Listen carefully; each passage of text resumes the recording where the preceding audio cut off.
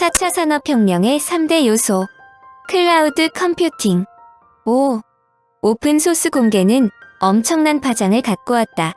인공지능 연구가 확산되고 빨라지는 선순환 구조가 만들어지기 시작했는데 가장 큰 파급은 세계 각지 연구자들의 연구 성과물이 곧바로 평가 대상에 오를 수 있다는 점이다. 전문학자들에게 가장 중요한 것은 자신들이 종사하는 분야의 연구 논문이다. 권위 있는 학회에 논문을 투고하면 심사위원 평가를 통해 심사하고 학술지를 통해 공개했는데 보통 논문 심사에 1년 이상이 걸리므로 다른 연구자들의 후속 연구는 2에서 3년 뒤에나 가능했다. 그런데 공개적인 논문 공개 환경이 조성되자 학자들은 저명학회에 논문을 발표하기 전에 논문과 실험 자료를 오픈 아카이브에 등록해 많은 연구자들로부터 검토와 평가를 받을 수 있게 되었다. 이것이 전문학자들에게 중요한 것은 학회지 논문으로 공식 발표되기 이전까지 비공개되던 논문과 실험 자료에 대한 공개 접근이 이뤄짐에 따라 이를 활용한 연구개발과 기술 발전이 비약적으로 빠른 속도를 낼 수 있기 때문이다.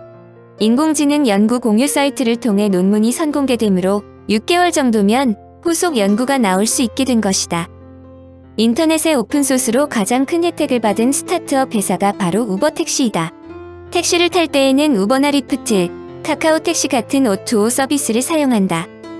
오프라인 택시에 온라인 기술을 적용한 우버는 렉러리 트래비스가 2009년 샌프란시스코에서 처음 시작하여 기존 택시 서비스의 영역을 일반인이 자신의 개인 자동차를 택시로 활용할 수 있도록 한 것이다. 내용은 간단하다. 당시 샌프란시스코에서 대형 세미나, 이벤트들이 계속 열려 택시를 잡을 수 없게 되자 트래비스는 스마트폰을 사용하여 좌석이 비어있는 개인 자동차에게 카풀을 제안했다. 이것이 대박을 터뜨린 것인데 우버는 기술적으로 크게 진보한 모델이 아니다. 생각이 달랐을 뿐이다. 우버는 당돌하게도 스마트폰을 쓰는 인류만을 위한 스마트폰으로만 지불 가능한 택시 서비스를 선보였다. 신사업의 관점에서 보면 크게 우월하지도 않았다. 사실 한국의 콜택시와 시스템이 다를 바 없다. 우버가 탄생할 당시 사업 관점에서 본다면 모든 사용자가 이용할 수 있는 콜택시보다 시장성이 작다고 생각했다. 그런데 결과는 너무 극명했다. 중국에서만 우버 택시 개념의 디디 추싱은 1일 사용자가 불과 5년 만에 1200만 명을 돌파했다. 즉 스마트폰으로 택시를 이용한다는 것으로 본질에서 유사한 기능의 콜택시와 다름이 없다. 그럼에도 불구하고 모든 고객들이 콜택시보다 우버를 선호한 것은 유선통화와 폰은 비교할 수 없는 차별성을 갖기 때문이다. 스마트폰에 익숙한 신인류에게 낯선 사람에게 전화를 걸어 위치를 설명하고 택시를 부르는 서비스는 시대화에 뒤떨어진 시스템이었다. 2007년에 등장한 스마트폰이지만 2009년부터 그동안 많은 사람들의 일상생활에 접목되어 활용되던 유선통화를 거리에 내몰았다.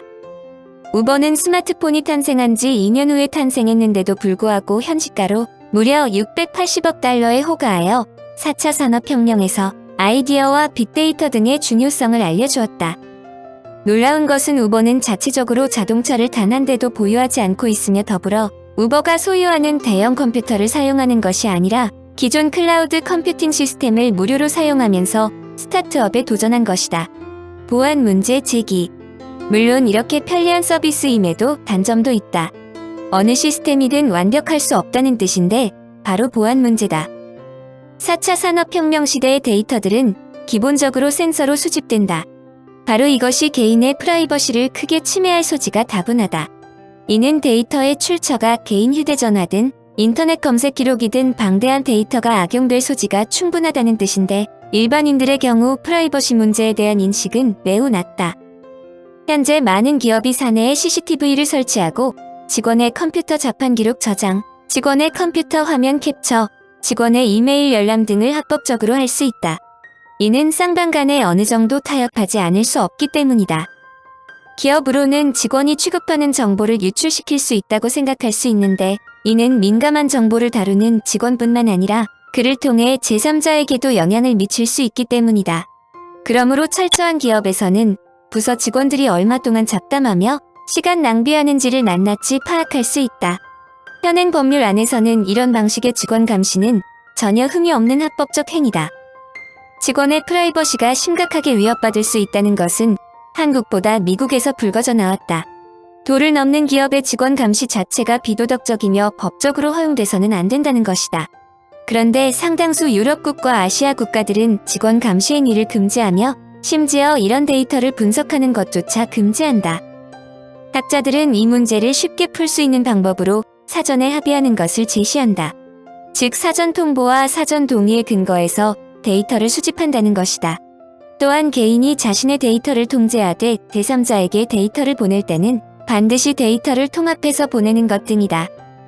이들은 궁극적으로 클라우드는 물론 제4차 산업혁명 자체에 큰 폭풍을 갖고 올 수 있기 때문에 보다 설명한다. 그동안 대형 기업들이 직원들의 사전 동의 없이 수많은 데이터를 수집하고 있었던 것은 사실이다. 그러나 사전 동의라는 절차를 거친다는 뜻은 언제든지 수집을 거부할 권리를 갖는다는 것을 뜻한다. 물론 직원이 수집을 거부한다는 것이 간단한 일은 아니므로 그런 일은 실제로 일어나기 어렵다. 직장에 소속되어 있는 사람으로서는 회사에 사표를 내기 전에는 불가능한 일이라는 것을 모르는 사람은 없을 것이다. 여하튼 이 말의 중요성은 사전 동의가 정보 수집에 대해 대부분 사람들의 우려를 누그러뜨리면서 지속적으로 정보 수집을 지탱하게 만든다. 일반적으로 어떤 조사라 할지라도 50% 정도의 참여율만 보이면 상당한 조사가 될 수 있다고 설명하는데 이 경우 90% 정도가 된다고 한다. 동의 즉 참여자가 많으면 데이터 자체의 가치가 높아진다는 것을 의미하기 때문이다. 대형 기업만 아니라 작은 회사라 할지라도 내부 직원의 행동에 매우 민감할 수밖에 없다. 많이 이야기되는 것 중 하나는 잘 나가는 음식점에 종업원으로 들어와 2에서 3년 정도 착실하게 일하더니 조리 비법을 알자마자 바로 옆에 식당을 차린다는 것이다. 농담이 아니라 이런 예가 상당히 많다는데 놀랄 것이다. 학자들은 4차 산업의 3대 요소를 적절히 활용하면 이런 껄끄러운 점을 사전에 인지할 수 있다고 설명한다. 놀라운 것은 현재의 기술 즉 외형적인 데이터 수집으로 개인의 건강 상태를 파악할 수 있다. 일반적인 병원의 건강 진단을 말하는 것이 아니라 대화 패턴의 변화를 분석하여 우울증 등의 예측이 가능하다는 뜻이다. 더불어 퇴사를 결심한 직원들의 경우 사표를 내기 전에 사내 대인관계를 줄이기 시작한다는 것을 인지하고 해당 직원을 승진해서 제외하거나 업무 범위를 축소할 수 있다. 직원 측에서 설명한다면 직원이 어디 소재하는 것과 생산성과는 다소 다른 이야기다. 한마디로 이윤을 추구하는 기업이라면 직원의 행동에 대해 일일이 체크하는 것보다 회사에 도움되도록 유도하는 것이 중요하다는 뜻이다. 그러므로 학자들은 회사에서 불가결하게 수집되는 센서를 데이터들을 통합하여 공개하는 것이 필요하다고 설명한다. 직원들이 개인 데이터를 회사 생활에 활용할 수 있다면 자신이 다른 팀원들과 소통하지 못한다는 것도 파악할 수 있다. 한마디로 자신이 팀 동료들과 커피를 마시는 시간이 부족하다는 자체가 회사 내에서 따돌림 당하는 이유가 될 수 있다는 것을 감지할 수 있다는 것이다. 회사에서 센서 기술로 직원들을 체크한다고 하여 직원들이 프라이버시 문제에 과도하게 민감할 필요는 없다는 주장도 있다. 센서 기술을 도입한 경영진은 회사의 조직보다 직원들에게 관심을 쏟을 여지가 보다 많으므로 직원과 경영진이 윈윈할 수 있다는 뜻이다. 이제 차원을 보다 확대하여 기업과 직원 간의 차원이 아니라 거대 클라우드 컴퓨팅과 연계시키면 보다 심각한 문제점이 제기된다. 클라우드 컴퓨팅 환경에서는 사용자의 개인정보가 클라우드에 저장되면 사실상 사용자가 그 정보의 위치를 통제할 수 없기 때문이다.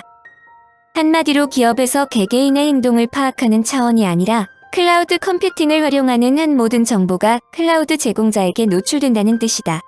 이를 리처드 스톨먼 박사는 덫으로 지적했는데 이는 엄밀한 의미에서 클라우드 컴퓨팅을 활용하는 한 필요 불가결한 일이라 볼 수 있다. 즉 사실상의 처리를 사용자의 시스템에서 처리하지 않기 때문이다.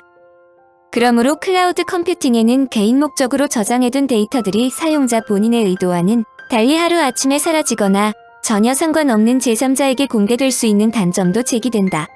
이런 돌발 사고가 일어날 수 있는 것은 전적으로 데이터를 관리하는 회사에게 있다. 즉 클라우드를 관리하는 회사가 망하거나 관리를 소홀히 한다면 이 단점이 곧바로 현실이 될 수 있다.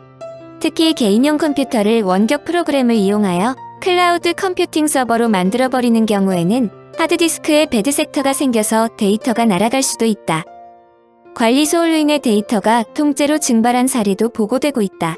일본 퍼스트 서버 사고로 클라우드 서비스 업체가 5,698개 기업의 데이터를 몽땅 날린 적도 있다. 사용자의 모든 정보는 클라우딩 서비스를 지원하는 해당 회사의 서버에 저장한다. 그러므로 사용자는 자신의 데이터가 어느 지역, 어느 서버에 있는지 알 수 없는데 서버를 관리하던 회사에 문제가 생길 경우 모든 데이터가 사라질 최악의 상황이 올 수도 있다. 가장 우려되는 점은 클라우드를 관리하는 회사에서 특정 데이터를 개인 목적으로 사용하는 경우들이다. 한마디로 임의로 사용자의 정보를 제3자에게 제공할 수도 있다. 그러므로 전문가들을 특별히 중요한 데이터는 클라우드 이외의 매체에도 따로 보관하라고 조언한다. 전문가들은 클라우드 컴퓨팅으로 초래되는 위협을 세 가지로 분류한다. 안전하지 않은 인터페이스와 API, 데이터 손실 및 유출, 하드웨어 고장이다. 일부 자료에 의하면 이들은 클라우드 보안 문제 가운데 각각 29%, 25%, 10%를 차지한다. 이와 더불어 이것들은 공유된 기술 취약성을 형성한다. 다른 사용자들이 공유하는 클라우드 제공자 플랫폼에서 다른 고객에 속한 정보가 동일한 데이터 서버에 상주할 가능성이 있다. 그러므로 한 고객의 정보가 다른 고객에게 제공될 때 실수에 의하여 정보 유출이 일어날 수 있다. 더구나 유능한 해커들이 클라우드에 침투하기 위한 방법을 찾는데 상당한 시간과 노력을 들이고 있다는 점도 유의할 사항이다. 클라우드 인프라스트럭처의 실제 아킬레스건이 일부 있으므로 이를 이용한다는 것이다. 드롭박스는 2014년 700만 건 이상의 사용자 암호들이 도난을 당했는데 이는 해커들이 비트코인으로 금전적 이윤을 취하려고 했기 때문이다. 이러한 암호를 보유함으로써 개인 데이터를 읽을 수 있을 뿐 아니라 이 데이터를 검색 엔진에 의해 색인화시킬 수도 있다. 더불어 데이터의 법적인 소유권의 문제도 제기된다. 그러므로 일부 기업들은 폐쇄형 클라우드를 이용한다. 공개형 클라우드에 비해 안전하다고 생각하기 때문이다. 물론 여기에도 반론이 있다. 지능형 가상 비서인 애플의 시리, 구글 나우처럼 본질적으로 폐쇄형 클라우드는 소유자에게 보다 높은 통제권이 있어 더 안전해 보이지만 공개형 클라우드는 보다 유연하면서도 사용자로부터 시간과 돈에 대한 투자가 덜 들어간다는 점이 있다. 보안에 특별히 주의해야 할 경우 면밀한 검토가 필요하다는 뜻이다. 잘 알려진 방법은 컴퓨터 바이러스에 대한 대비책이다. 서버가 해킹당할 경우 개인정보가 유출될 수 있고 인터넷 접속이 곤란하거나 서버에 장애가 생기면 자료 이용이 불가능하다는 것은 상식이나 마찬가지인 시대가 되었다. 이 문제를 원천적으로 해결하기 위해 컴퓨터 바이러스, 퇴치 프로그램을 각 유저들에게 무료로 배포하는 이유다.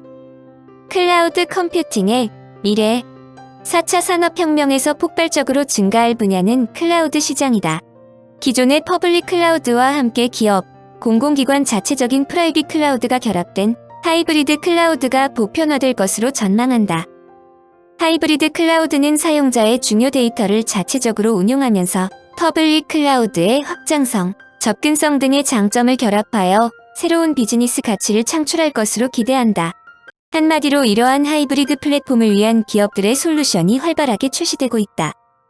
클라우드 컴퓨팅 기술은 미래 전략 기술로 세계적으로 정부 및 기업들이 그 중요성을 인식하여 투자가 활발하게 이루어지고 있다. 특히 전략적인 원천 기술을 위하여 플랫폼 및 관련 기술을 오픈소스로 공개하여 활용토록 하고 있다. 한국의 학자들은 이렇게 개방된 수준 높은 오픈소스 자산들을 최대한 활용하면서 장기적으로는 외국 기술에 종속되지 않도록 자체 기술을 개발하는 것도 중요하다고 지적한다. 사실 한국도 클라우드 법제화 등과 같이 활성화를 위한 정책 등을 수립하고 있으나 실제로 사용하고 있는 공공 분야, 금융 등의 활용 실적은 미진한 상황이다. 이러한 상황을 극복하기 위해 개인 신용정보 및 고유 식별 정보를 포함한 민감한 정보에도 클라우드 서비스를 활용할 수 있는 범위 확대도 추진 중이다. 그러나 클라우드 서비스 활성화를 위해 기업들이 선진 클라우드 기술을 빠르게 도입하고 발전시킬 수 있는 생태계 조성이 필요하다고 설명된다. 특히 공공사업 개발의 중소기업과 대기업이 상생협력토록 신기술을 도입하여 연구개발을 위한 지원에 협업하는 공생관계가 필요하다는 것이다. 클라우드 컴퓨팅은 디지털 혁신과 4차 산업혁명을 위한 패러다임의 핵심 기반 인프라이다. 이런 핵심 자원을 확보하고 생태계를 선점하기 위해 공룡기업과 각국이 사활을 걸고 있다. 이세돌 9단과 혈투를 벌인 인공지능 알파고가 성공하기 위해서는 구글의 클라우드 머신러닝이 절대적으로 필요했다는 것은 많은 점을 시사한다. 즉 다른 기술 기반 인프라 혹은 플랫폼 서비스를 융합하여 시너지 효과를 내는데 주력해야 한다는 뜻이다.